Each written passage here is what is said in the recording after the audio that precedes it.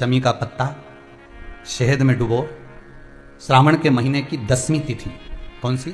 श्रावण के महीने की 10वीं तिथि, एकादशी के एक दिन पहले श्रावण महीने की 10वीं तिथि को शमी के पत्ते को चाहे 21 हो, 11 हो, 51 हो, उसको शहद में डुबोकर शंकर भगवान के शिवलिंग पर उसको श्रृंगार करो। केवल चढ़ाना नहीं है, जब शहद में डूब जाएगा तो वो चिपक जाएगा। शिव का श्रृंगार करो। क्या होगा इससे? तो लिंग पुराण कहती है, नर्मदा पुराण कहती है, शंकर का जब हम शमी के पत्ते को शहद में डुबोकर श्रृंगार करते हैं, शंकर कहते हैं इसने मेरा श्रावण महीने में श्रृंगार करा है, तो क्यों ना मैं भी इसका धन का श्रृंगार कर इसको कर से मुक्त कर दूं, तब कर्जा चूकता, तब कर्जे से मुक्ति होती है। ये केवल श्रावण के महीने में किया जाता है, इसके सिवा कहीं कोई महीने में नहीं कर सकते आप इसको। और नहीं तो बाद में कहोगे कि हमको हर महीने, तो उस महीने में कर, केवल श्रावण की 10वीं, चाहे उजाले की कर लो चाहे अंधेरी की कर लो, एक ही बार करना है। 2 10वीं पे भी नहीं करना। श्रावण महीने की 1 10वीं पर अगर आपने इस 10वीं पे कर लिया तो अगली पे मत करना, अगली पे करा तो इसमें नहीं करा तो कोई बात नहीं, एक पर करना है, 1 10वीं। कितना भी कर जाओ, कितना भी लोन चढ़ा हुआ है, भगवान अब उसके भरोसे पर छोड़ दो कि हमने कुबेर भंडारी के भरोसे पर छोड़ दिया, हमने कुबेरेश्वर महादेव के भरोसे पर छोड़ दिया, हमने तो शिव को दे दिया। पर विश्वास रखकर, भरोसा रखकर, यहाँ ये पूरे आप कुबेरेश्वर धाम में कभी भी आओगे ना तो यहाँ कोई बाबा जोगी घूमता नहीं मिलेगा। यहाँ तो हम भी नहीं मिले तुमसे, टाइम ही नहीं इतना कि तुमसे मिले। राम नाम जपें कि तुमसे मिले, भगवान का भजन करें कि तुमसे मिलते फिरे। और कई लोग तो अंदर पत्र भी भेजते हैं, श्रीमान जी आए हैं, जरा 5 मिनट मिल लो। हमने कहा कुबेरेश्वर जी से मिला दो।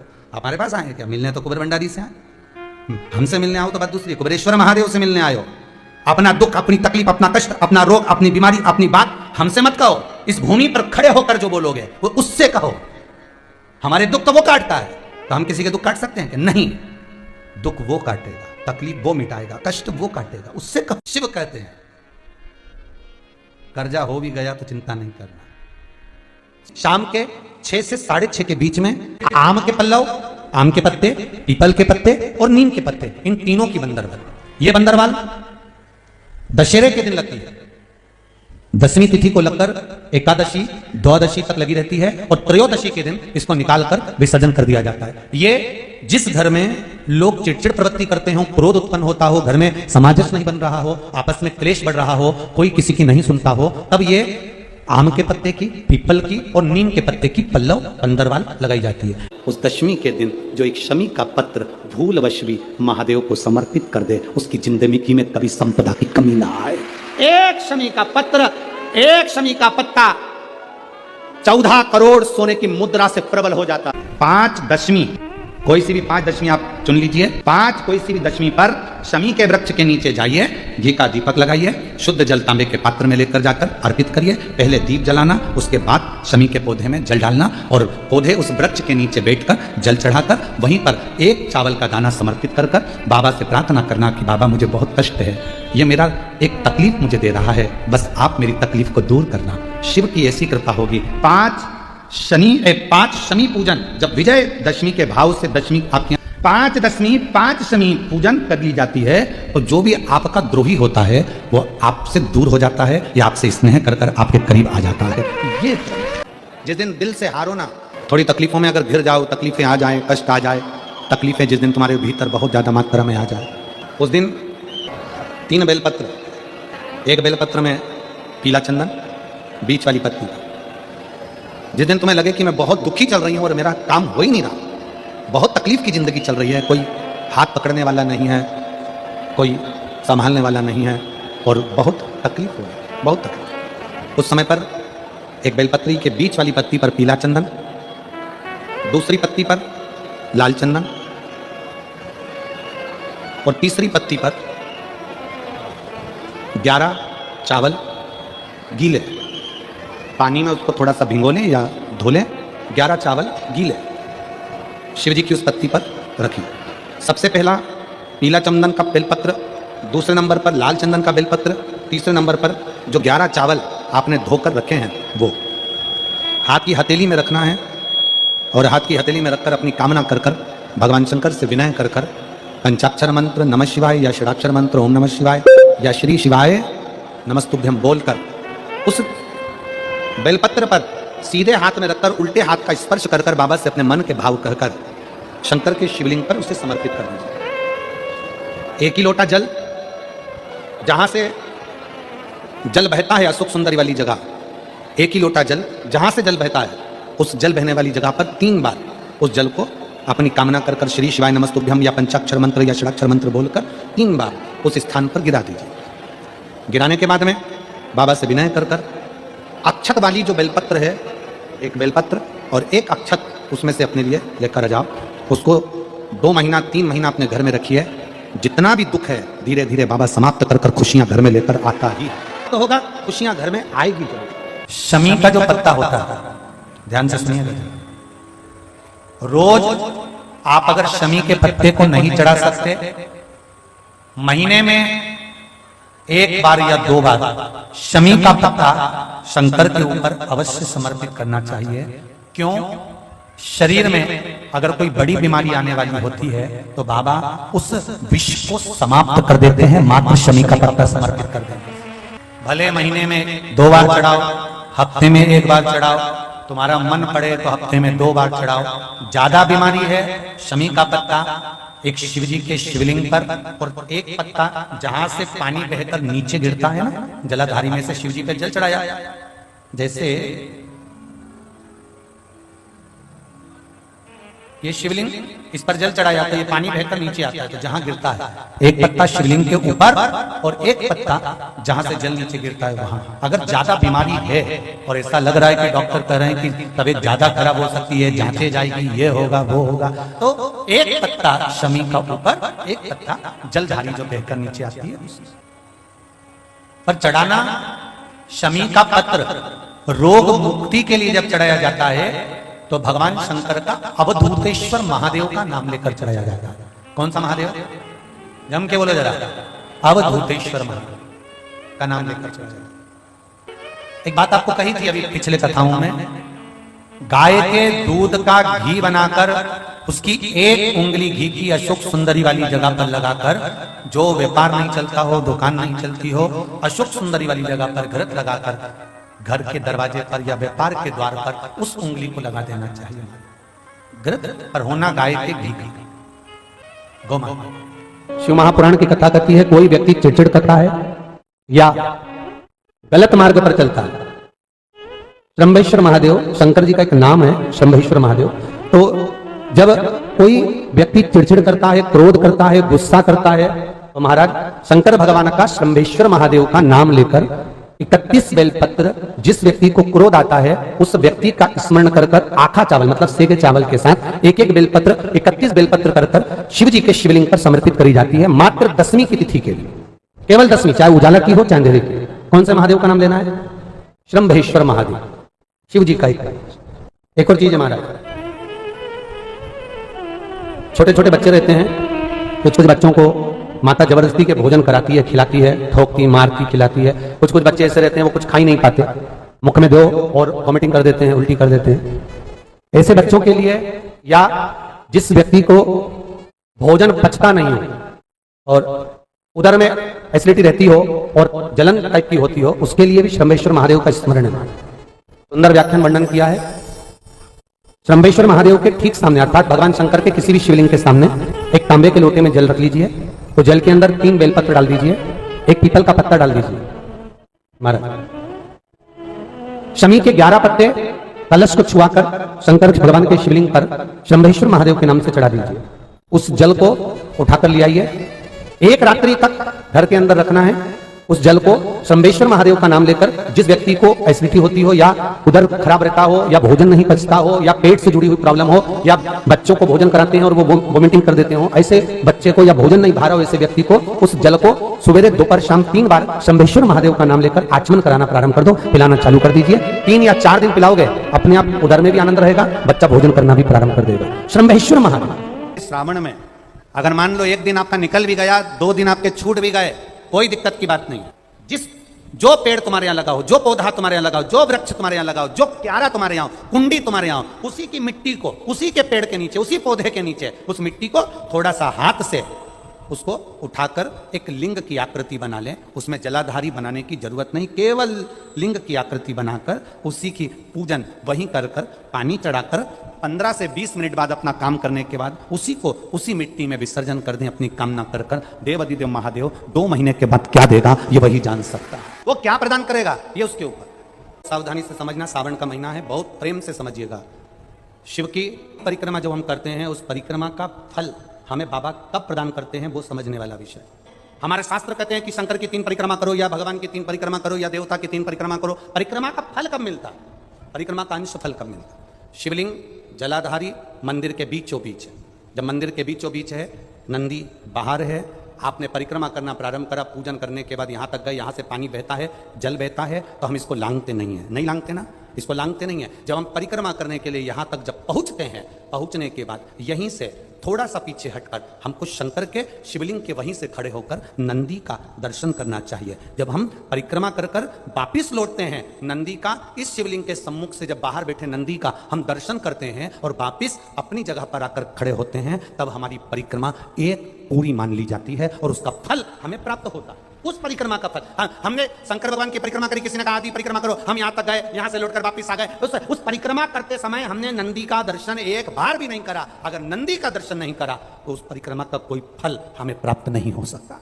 उस परिक्रमा का कोई फल हमें प्राप्त नहीं। अब 3 परिक्रमा हमारा वर्णन किया, तो 3 परिक्रमा क्या करोगे? यहां वापिस आओगे, यहां वापिस जाओगे क्या? बोलो जम के, वापिस जाओगे क्या? नहीं। 3 परिक्रमा शंकर भगवान की जो वर्णन करी गई, यहां से चले, यहां पहुंचे, पहुंचने के बाद आपने यहां शिव जी का शिवलिंग के वहीं से नंदी का दर्शन करा, फिर वापिस पलटे, फिर नंदी का दर्शन करा, फिर पलटे, फिर नंदी का दर्शन करा। यहां खड़े होकर आप जब 3 बार नंदी का दर्शन कर लेते हो, एक ही परिक्रमा में 3 बार नंदी का दर्शन कर लेते हो, तो 3 परिक्रमा का फल प्राप्त हो जाता है और हमारा वो कार्य सफल हो जाता है। 3 परिक्रमा का 3 परिक्रमा का फल हमें प्राप्त। जिंदगी में अगर कोई तकलीफ बहुत बड़ी आकर खड़ी हो गई है, जिसका कोई हल ही नहीं निकल रहा, एक बेलपत्री लीजिए, अपनी हाथ की उल्टे हाथ की हथेली पर रख लीजिए, सीधे हाथ की हथेली से बेलपत्री को दबा दीजिए। शिव जी के मंदिर में कुछ देर मौन होकर बैठ जाए, जैसे सनकादि ऋषि बैठे हैं। चारों की चारों भाई सनकादि ऋषि शिव जी के मंदिर में मौन होकर बैठे हैं। एक हाथ से उन्होंने अपने हृदय को भाव से समाहित किया। ना शंकर भगवान कुछ बोले हैं, ना सनकादि ऋषि कुछ बोले, और मन की संशय को मिटाना, मन की परेशानियों को मिटाना। हाथ रखो, एक बेलपत्र उल्टे हाथ पर रखकर सीधे हाथ से उसको दबाकर मौन होकर कुछ देर बैठिए। अपने मन में जो समस्या है उसका स्मरण करिए और शिव जी से अपने मन की बात कहकर श्री शिवाय नमस्तुभ्यम कहकर, ओम नमः शिवाय कहकर उस बेलपत्र को अशोक सुंदरी वाली जगह पर समर्पित कर दिया। शिव जी को ये जो अपने मन का भाव कहकर मौन रहकर चुप रहकर आप जो बेलपत्र समर्पित कर रहे हैं, उसकी डंडी उत्तर की ओर मुख की हो और बेलपत्री अशोक सुंदरी वाली जगह पर समर्पित कर दो। 3 या 4 बार आप मौन होकर अपने मन की बात कहकर उल्टे हाथ में बेलपत्र रखकर सीधे हाथ से उसको दबाकर जब हृदय से शिव को अपने मन का भाव कहते हो, 5 या 7 दिन के अंदर उसका हल होना प्रारंभ हो जाता है। एक बेलपत्र, एक दुर्बा, एक चावल का दाना रखकर अपने दिल से 108 बार श्री शिवाय नमस्तुभ्यम घर में बोलो और अपना जो पानी का स्थान होता है, मटका, हंडा, परिंदा, जिसको आप क्या बोलते हो यहाँ हमें नहीं मालूम, उसका स्पर्श कराकर आपके घर के नजदीक में जो शंकर का मंदिर हो, वो शंकर के मंदिर में उत्तर की ओर मुख कर कर वो बेलपत्र, दुर्बा, चावल का दाना शिव जी पे समर्पित कर दो। अगर लगातार 20 दिन भी आपने रोज प्रतिदिन अगर समर्पित करा है, तो 21वां दिन आपका जो भी दुख है वो धीरे धीरे कटना प्रारंभ हो जाए। कभी यदि स्वप्न में सर्प दिख रहे हों, स्वप्न में यदि सांप नजर आते हैं, सर्प दिखते हैं, सांप नजर आते हैं, या अपने घर के पूर्वज पितर नजर आते हैं, पूर्वज दिखते हैं, पितर दिखते हैं, कोई मरकर चले गया, कोई शांत होकर चले गया, वो अगर दिखता है, बार बार नजर आता है, पितर दिखते हैं, कोई श्वेत वस्त्र में हमारे पितर नजर आते हैं या सर्प नजर आते हैं, तो उसमें पुराण कथा कहती है कि 4 पुष्प लिए जाते हैं। उसमें 3 पुष्प श्वेत होते हैं और 1 पुष्प लाल होता है। 4 पुष्प लिए जाते हैं। यदि सर्प दिखते हैं, पितर दिखते हैं, कोई मरा हुआ व्यक्ति बार बार नजर आता है, कोई मृत्यु के घाट पर उतरने के बाद कोई मुर्दा दिख रहा होता है, कोई नग नजर आ रहा होता है, तो 4 पुष्प लिए जाते हैं। 3 पुष्प होते हैं उसमें सफेद और 1 पुष्प होता है लाल। कहते हैं वो जो 4 पुष्प होते हैं वो भगवान शंकर का जो शिवलिंग होता है, जरा ध्यान देंगे, जैसे शिव जी का जो शिवलिंग है, इस शिवलिंग पर चारों स्थान पर 4 पुष्प अपने को रखना। 3 पुष्प, एक ये तो हो गई जलाधारी जहां से जल बहता है, 1 पुष्प यहाँ, 1 पुष्प यहाँ, 1 पुष्प यहाँ, ये तीनों जगह पर सफेद पुष्प आएंगे। और चौथा जो स्थान होता है जिसको अशोक सुंदरी की जगह कही जाती है, वहां लाल पुष्प आएगा। इन 4 पुष्पों को वापस उठा लिया जाता है। इन 4 पुष्पों को लाल वाले पुष्प से उठाना प्रारंभ करते हैं और फिर तीनों सफेद पुष्पों को उठा लेते हैं।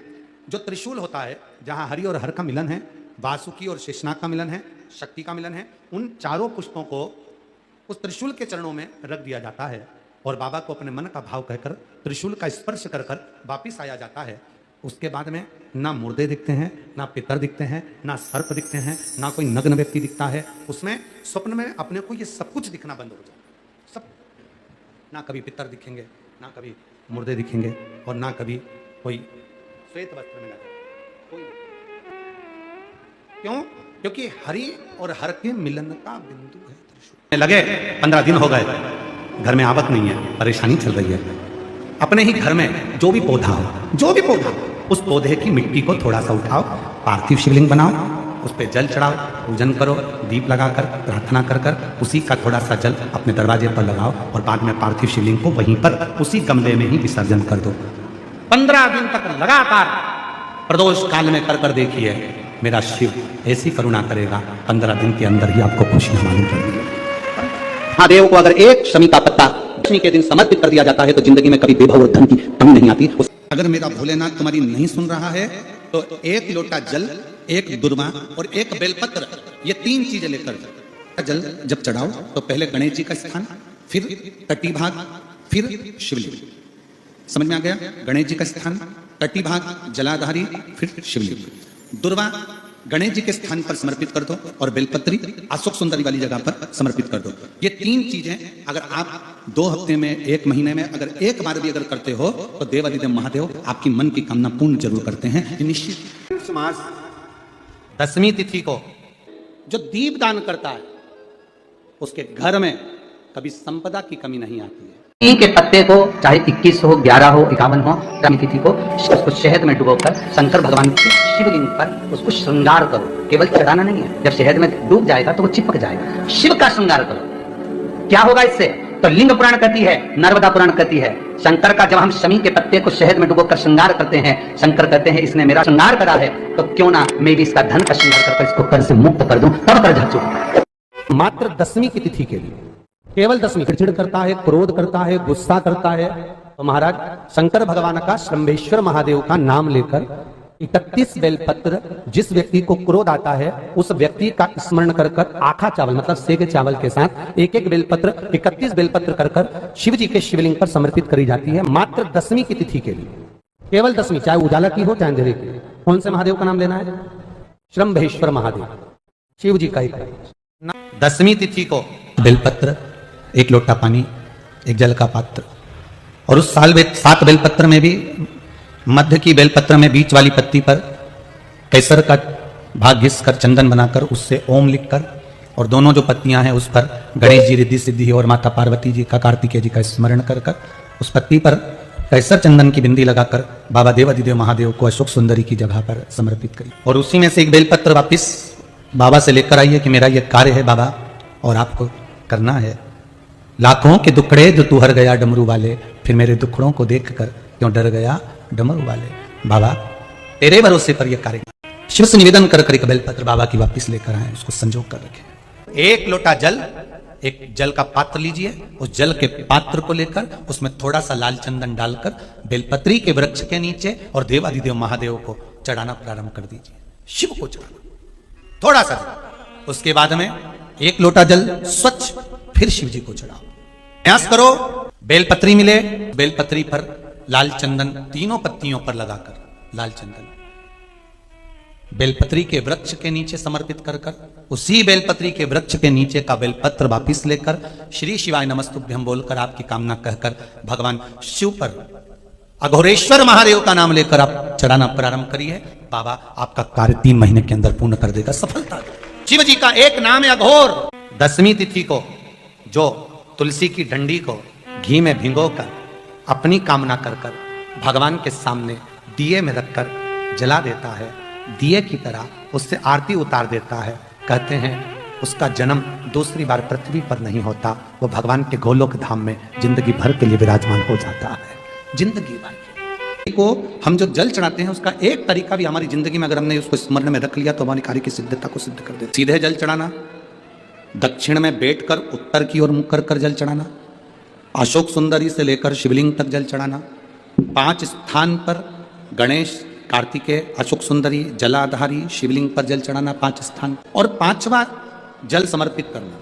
5वां शिव जी को 5 नंबर का जो जल आता है, जो जलाधारी है, ऊपर जिसमें पानी भरा रहता है और नीचे एक एक बूंद टपकता रहता है, जलाधारी में जल समर्पित कर कर उसी जल को बचाकर अशोक सुंदरी वाली जगह पर थोड़ा सा चढ़ाकर उसी में से जल शिवलिंग पर जब हम समर्पित करते हैं तो हम जिस कार्य के लिए जा रहे हैं वो कार्य सफल होता ही है। 2 माता ऐसी है, 2 जगत जननी ऐसी है कि दुनिया का कोई भी व्यक्ति कितना भी टोना कर दे, चाहे दुनिया का कोई भी व्यक्ति कितनी भी विद्या कर दे, चाहे दुनिया का कोई भी तांत्रिक कोई विद्या करने वाला तुम्हारे ऊपर कितनी भी विद्या कर दे, 2 देवी ऐसी है जो उस टोना को, उस विद्या को पलट देती है। 2 देवी ऐसी हैं जो कोई अपने ऊपर अगर विद्या कर रहा है और वो 2 देवी का स्मरण कर लिया जाए, उन 2 देवी का नाम लेकर मात्र शंकर के शिवलिंग के सामने जो अशोक सुंदरी वाली जगह होती है वहां पर अगर इन 2 देवियों का नाम लेकर अगर जल चढ़ा दिया जाए तो किसी ने अगर विद्या करी भी होती है तो पलट जाती है। कोई कितना भी बड़ा तुम्हारे लिए तंत्र मंत्र कर रहा हो वो तुरंत पलट जाता है, एक क्षण नहीं लगता और उनका नाम लेने से पलट जाता है। 2 देवियां, एक प्रत्यग्रा माता, एक है प्रत्यग्री माता और दूसरी है दंतेश्वरी माता, जिसका काली पुराण में विशेष वर्णन लिखा। और दंतेश्वरी माता का स्मरण यहां तक अथर्व वेद में भी वर्णित किया गया प्रत्यग्री माता का, काली पुराण में तो है, देवी भागवत में भी है। ये जो 2 देवियां हैं, एक प्रत्यग्री माता और दूसरी जमके बोलो दंतेश्वरी माता। ये 2 माता ऐसी हैं, अगर भगवान शंकर का ये शिवलिंग है, ये जलाधारी है, माता पार्वती जी का हस्तकमल, और यहां सामने एक मोटी सी लाइन होती है अशोक सुंदरी का स्थान, इधर गणेश जी, इधर कार्तिकेय जी। जब हम दक्षिण में खड़े होकर, उत्तर में मुख कर कर यहां खड़े होकर जब हम शिवलिंग पर जल चढ़ाते हैं और अपने जल के पात्र को थोड़ा सा आगे बढ़ाकर हम इस स्थान पर, अशोक सुंदरी के स्थान पर, इस यहां खड़े होकर जल चढ़ाते समय इस स्थान पर अपने पानी के लोटे को आगे बढ़ाते हैं और जल को यहां गिराते हैं, प्रत्यग्री माता का नाम लेकर या मां दंतेश्वरी का नाम लेकर जब हम चढ़ाते हैं, आज दिन भर में अगर कोई ने भी हमारे ऊपर विद्या करी होती है वो 2 मिनट के अंदर वो कटकर गिर जाती है और कोई असर नहीं हो पाता। 2 माता, एक मां दंतेश्वरी, एक मां सुंदर लिखा है 10वीं तिथि को जो तुलसी की डंडी को घी में भिगोकर अपनी कामना कर कर भगवान के सामने दिए में रखकर जला देता है, दिए की तरह उससे आरती उतार देता है, कहते हैं उसका जन्म दूसरी बार पृथ्वी पर नहीं होता, वो भगवान के गोलोक धाम में जिंदगी भर के लिए विराजमान हो जाता है, जिंदगी भर के दीप। विष्णु पुराण किस किसने सुनी है? हाथ उठा। विष्णु पुराण का 5वां अंश 24 तरह के दिए होते हैं। कितने तरह के? 24 तरह के दीप होते हैं। उस दीप में सर्वाधिक श्रेष्ठ दीप होता है तुलसी दल का, तुलसी की डंडी से जो प्रकट किया है। बत्तियों का भी क्रम है, एक लंबी बत्ती होती है, एक गोल बत्ती होती है। होती कि नहीं होती? लंबी और गोल। ये वाला स्पीकर बंद, बार बार बंद हो रहा है, बार बार चालू हो रहा है, उसको देखिए जरा। बत्ती एक गोल होती है, एक लंबी होती है। गोल बत्ती और लंबी बत्ती में अंतर होता है, बहुत जमीन आसमान का अंतर है, बहुत ध्यान देना इसका। गोल बत्ती किस किस देवी देवता पे लगती है और लंबी बत्ती किस किस देवी देवता पे लगती है, तो स्कंद पुराण और विष्णु पुराण दोनों कहती है जो लंबी बत्ती होती है वो पितरों की जगह पर, पूर्वजों की जगह पर, पूर्वजों की जगह पर, बड़ के पेड़ के नीचे, पीपल के पेड़ के नीचे लंबी बत्ती का प्रमाण है। किसी देवी के स्थान पर जो देवी की पूजन करते हैं, जगदम्बा की पूजन करते हो, पार्वती की करते हो, लक्ष्मी की करते हो, कुल देवी का स्मरण करते हो, लंबी बत्ती का प्रमाण। और जो गोल बत्ती होती है वो गोल बत्ती का प्रमाण किसी हनुमान मंदिर, राम मंदिर, शिव मंदिर, जितने देवताओं के मंदिर है वहां पर गोल बत्ती का प्रमाण। लंबी बत्ती देवी के स्थान पर इसलिए जलाई जाती है क्योंकि देवी वंश की और लक्ष्मी की वृद्धि करती है, तो लक्ष्मी और वंश बड़ा होना चाहिए, लंबा होना चाहिए। और देवता के सामने गोल बत्ती इसलिए लगाई जाती है कि हमारा मन, ये चित्त, ये वृत्ति आपके चरणों में टिकी रहे और एक दिन हम भी वैकुंठ का वास करें, इसलिए गोल बत्ती लगाई जाती है। एक सहस्त्र बत्ती होती है, करें दर्शन कभी? यहाँ पे माताएं बैठ बैठ के बनाती रहती है 100 बत्ती, 108 बत्ती, 108 बत्ती बनाकर भगवान के सामने। उसका क्या प्रमाण है? कौन से पुराण में लिखा है कि 108 और सहस्त्रावली बत्ती लगाई जाए? तो स्कंद पुराण में कार्तिक खंड के अंदर स्पष्ट किया गया सहस्त्रावली बत्ती, 108 लंबी बत्तियों का जो प्रमाण है वो कहते हैं कि जिस व्यक्ति ने किसी तीर्थ को ना करा हो, पूरे तीर्थ नहीं गए हो, सारे तीर्थों का स्नान नहीं करा हो, किसी तीर्थ में दर्शन करने से वंचित रह गए हो, तो 108 बत्ती की एक बत्ती बनाकर किसी नारायण के मंदिर में, शिव मंदिर में, देवी के मंदिर नहीं, केवल देवता के मंदिर में अगर उसको घी में भिगोकर प्रज्वलित कर दिया जाता है तो सारे तीर्थों के दर्शन का फल उस जीव को प्राप्त हो जाता है। उसको सहस्त्रावली कहते हैं। 108 सहस्त्रता। जो शिव का स्मरण करेगा, जो लक्ष्मी का पूजन करेगा, उसके घर में नारायण लक्ष्मी दोनों प्रवेश करेंगे, उनका उद्धार करें। आपके जीवन में यदि आपको ऐसा लगता है कि हमारे बहुत तप करने पर, भजन करने पर, व्रत करने पर, साधना करने पर, उपास करने पर भी हमें कहीं ना कहीं तकलीफ का सामना करना पड़ रहा है, तो निवेदन है एक चावल का दाना शिव को चढ़ाने का, या एक पुष्प की पंखड़ी, और बन सके आपकी जिंदगी में अगर आप बना सकते हो और कर सकते हो तो मालूम पड़े अगर एक चावल का दाना नहीं चढ़ा सकते, जल नहीं चढ़ा सकते, तो एक शमी का पत्र भी अगर आप शिव को समर्पित कर रहे हो तो शिव उसको स्वीकार करो। प्रयास करो। कोई एकांत में शिवलिंग हो, अपने घर से 2 लोटा जल भरकर ले गए। जब घर से लोटा भरकर जल लेकर जाओ तो घड़े पर घड़ा रखो, अर्थात जैसे एक घड़ा है उस घड़े पर दूसरा, मतलब एक लोटे पर दूसरा लोटा भरकर लेकर जाना। 5 दुर्वा, 5 बेलपत्र, 5 चावल के दाने, 5 कनेर के पुष्प, जो एकांत में शिवलिंग होता है वहां लेकर जाना चाहिए। पहले बाबा को, जो तुमने 2 कलश जल लिया है, उस 2 कलश को, 2 लोटे को एक के ऊपर एक रखकर, अपना हाथ रखकर बाबा को अपने मन की कामना कर कर कि बाबा मेरे ये गर्भाशय में, मेरी बच्चादानी में या मेरे शरीर में गांठ पड़ गई है, बाबा इसको समाप्त कर दो। विनय कर कर, निवेदन कर कर कुंदकेश्वर महादेव का नाम लेकर एकांतेश्वर महादेव पर दोनों जल की धार एक साथ चढ़ा, और बाद में जो दुर्वा लेकर गए हो 5 वो शिव जी को समर्पित करें, बेलपत्र भगवान शंकर को समर्पित करें, कनेर के पुष्प शिव जी को समर्पित करें। मन की कामना कर कर कनेर के पुष्प को शिवलिंग से उठाकर मां जगतजननी जगदम्बा अंबा का जो स्थान है, ये शिवलिंग शंकर जी का स्थान है। ये जो गोल जलाधारी होती है ये मां पार्वती जी का स्थान है। जो कनेर का पुष्प शिव जी के ऊपर चढ़ाया है उसको उठाकर 5 पुष्प को जगतजननी जगदम्बा के चारों तरफ रख दीजिए। दुर्वा को उतारकर अशोक सुंदरी वाली जगह पर रख दीजिए, और बेलपत्र को अपनी हथेली में रखकर शिव जी से प्रार्थना करो कि मेरे गर्भाशय में या मेरे शरीर में यहाँ गांठ है, बाबा इसे गला लो। विनती कर कर दुर्वा को उठा लो, चावल के दाने वहीं चढ़ा के रख दो शिवलिंग के ऊपर, और दुर्वा बेलपत्र लेकर घर आ जाओ। 5 दिन तक सुबह एक दुर्वा, शाम के समय बेलपत्र प्रदोष काल में चबा चबा कर खाना प्रारंभ करो। 5 दिन के बाद 15 दिन इंतजार कर कर वापिस जांच कराओ, धीरे धीरे गठान गलना प्रारंभ हो जाए, गांठ गलेगी। डॉक्टर का इलाज साथ में चलने दो, जांचें चलने दो, जो इलाज चल रहा है उसको चलने दो। पर अगर कहीं किसी नारी को गर्भाशय में, बच्चादानी में अगर कोई खराबी हो जाती है, या गर्भाशय में हो जाती है, या कहीं गांठ पड़ जाती है, तो वो शिव की आराधना करे, साधना